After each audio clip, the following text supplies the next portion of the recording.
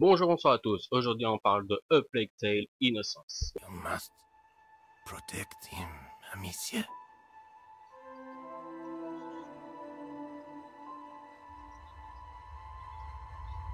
Premier point que je trouve extrêmement négatif pour un jeu sorti très récemment. On est en 2019 et ça arrive qu'il y a des dialogues qui se déroulent et les personnages restent comme ça. Il n'y a même pas d'animation des lèvres, ou parfois il y en a, mais elles sont très robotiques, très mal faites. Et c'est très dommage parce que c'est un jeu quand même qui veut nous donner des émotions, et quand le personnage est un peu tel un robot, ça aide pas. Deuxième point, c'est moi qui chipote, mais j'estime que, après j'ai vu une vidéo des développeurs, j'ai connu leur point de vue, c'était pas du tout leur but, mais j'aurais aimé un peu plus de liberté, et tout simplement le système de saut qui est uniquement pour tel ou tel décor, bah ça m'a frustré. J'aurais aimé tout simplement pouvoir sauter librement à tel ou tel endroit, pour X raisons, n'importe quoi, essayer de voir un détail un peu plus en hauteur ou quoi que ce soit, mais j'aurais aimé que le personnage puisse sauter à n'importe quel moment et uniquement quand les développeurs le veulent. Troisième point qui va un petit peu dans la continuité du deuxième, je trouve qu'on manie parfois, j'ai noté, on manie un camion parce que le personnage n'est pas suffisamment fluide à mon sens. On peut pas se retourner rapidement, etc. Enfin, on sent que le personnage a... Non, là, il y a un petit manque de fluidité pour ma part, en tout cas. Cinquième point, c'est peut-être arrivé qu'à moi, mais j'ai noté que le personnage de Lucas, j'avais extrêmement envie de lui arracher les yeux, parce que ça m'est arrivé plusieurs fois que notre ami se balade de son propre chef au milieu des rats. Il meurt et je perds ma quête. Lucas, je te déteste, j'aurais adoré que tu meurs dans ce jeu. Sixième point, c'est peut-être arrivé qu'à moi, parce que j'ai eu un bug, et ce bug, en fait, nécessite tellement de petits détails que je pense que je dois être une rare personne à l'avoir eu. Donc voilà, je le dis parce que, bah, pourquoi pas, ça fait un rappeur de bug, mais c'est pas vraiment un vrai point négatif. J'explique le bug. En fait, j'étais en train de me faire bouffer par les rats, et Lucas, ce petit connard encore, est également en train de se faire bouffer par les rats. Et j'ai utilisé l'item qui permet en fait de vous sauver, c'est un item qui coûte très cher qui vous permet d'éliminer les rats qui sont en train de vous bouffer, ça vous offre une seconde vie en quelque sorte. Et j'ai utilisé cet item au moment où Lucas est mort, et du coup je n'ai pas eu de game over, le jeu a continué et Lucas était mort. Donc moi ça m'a fait extrêmement plaisir, mais évidemment il a fallu que je me suicide pour que Lucas reste en vie pour continuer l'histoire. Mais voilà, bug, ça se trouve il y a que moi qui l'ai eu tellement c'était situationnel, et je pense que c'était vraiment au timing près. Au moment où Lucas est mort, je me suis sauvé, et ça n'a pas compté le game over. Voilà, un bug étrange, je préfère le dire dans une vidéo. Voilà, je sers de rapport de bug également. Septième point, je chipote, mais bon, on est en 2019, et je n'aime pas du tout comment ça fonctionnait les charrettes.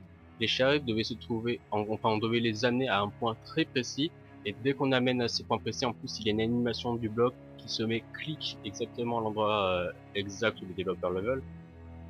Et je sais pas, enfin pour moi ça respire tellement les mécaniques de jeux anciens, et la charrette, il ne devrait pas y avoir cette animation toute bête où le truc se met pile poil contre le mur comme les développeurs le veulent. Non, laissez le joueur se démerder. S'il met mal son bloc, tant pis, il se démerde. Il monte sur le truc, ça marche pas, il redescend, il le remet bien. Mais voilà, ça casse vraiment l'immersion, et c'est du détail, hein. Peut-être que vous ça vous dérange pas du tout, mais moi ça m'a pas mal dérangé. Huitième point, c'est un truc que j'aimerais beaucoup, mais comme je vous avais dit précédemment, j'ai vu une interview des développeurs, donc c'était pas du tout leur intention. Mais c'est dommage, j'aurais beaucoup aimé qu'il y ait quelques niveaux où on est tout simplement libre dans le château, et il y ait des petites interactions sociales entre les personnages, afin qu'on aime plus tel personnage ou tel personnage. Limite même, vu qu'on joue des gamins assez jeunes, on aurait pu faire des mini-romances, etc. Enfin, j'aurais aimé quelques passages libres dans le château où on ait des petites quêtes annexes à la con pour apprendre encore plus à connaître les personnages. J'aurais bien aimé ça. Après voilà, j'ai vu l'interview des développeurs, ce n'était absolument pas leur but. Neuvième point, j'ai pété un câble au niveau où on est dans le tombeau romain. Tout simplement parce que je n'avais pas compris au départ que l'éclairage central c'était une sorte de manivelle sur laquelle on pouvait manipuler un bras zéro. C'était un bras zéro, c'est ça, je crois. Et en fait, ben les développeurs ont dit il faut que le bras zéro soit X endroit, etc. pour que X événement arrive. Et en fait, je ne comprenais pas trop cela.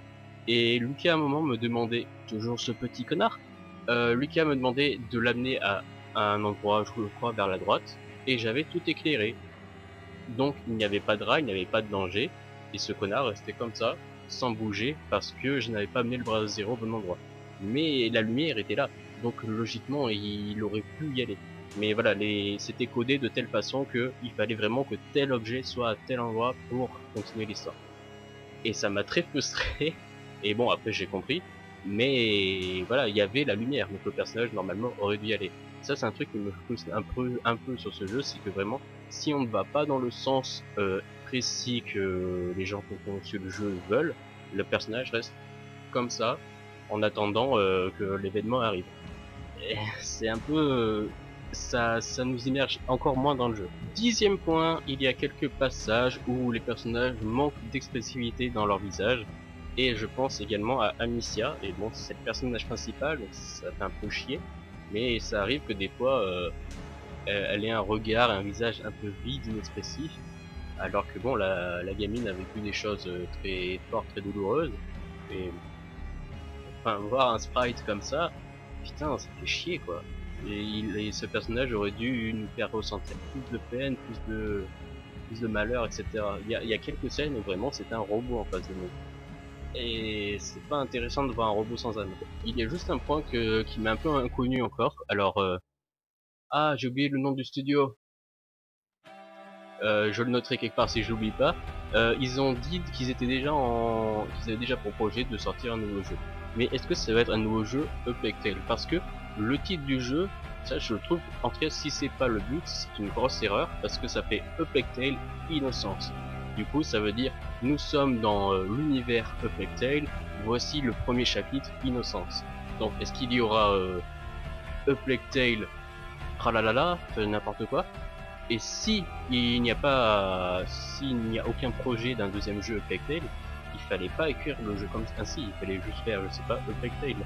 Parce que Innocence ça fait juste référence à Ego, mais la façon que ce jeu est écrit, ça nous fait vraiment, voici l'univers, voici le premier chapitre. Donc les gars, si vous n'avez pas pensé à faire ça, je trouve que c'est une grosse erreur d'avoir appelé le jeu ainsi. Merci d'avoir suivi cette vidéo, alors je vous ai pas trop spoil, donc j'espère que si vous n'avez pas vu le jeu, si vous n'y avez pas joué, je vous invite à soit regarder un let's play, soit y jouer, c'est bien plus intéressant d'y jouer quand même, on est un peu plus immergé dans l'univers.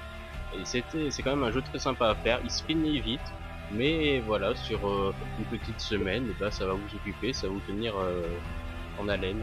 Donc je vous invite à le faire. Je sais pas combien il coûte. Oui, moi je trouvais qu'il coûtait un peu cher. J'ai attendu une promo Steam pour l'acheter. Je crois que je l'ai acheté à une vingtaine d'euros avec la promo. Mais sans, je crois qu'il a quelque chose comme 40-45. Personnellement, je trouve ça un peu cher, mais après vous faites ce que vous voulez de trucs. Donc en tout cas, je vous invite à y jouer, il est très bien.